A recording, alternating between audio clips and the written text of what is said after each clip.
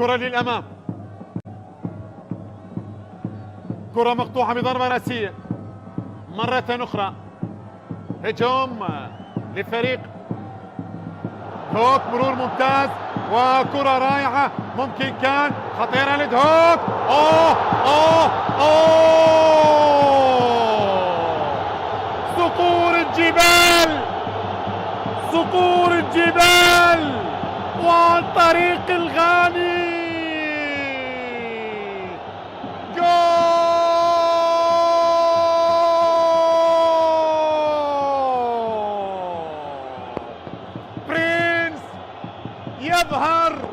يظهر الغاني، يسجل الغاني بمتابعة جميلة ورائعة.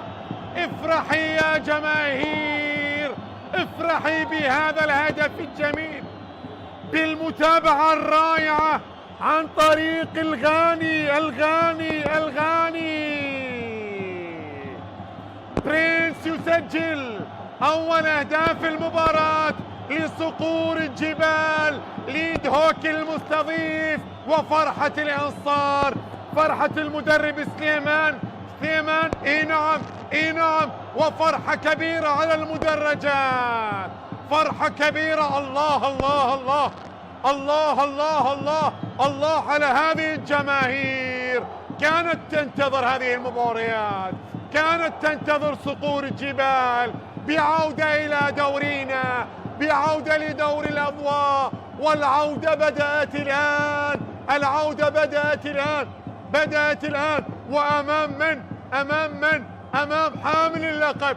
هنا الإعادة، وهنا الكرة بيسار حطها الغاني. أول أهداف المباراة حلوة لدهوك،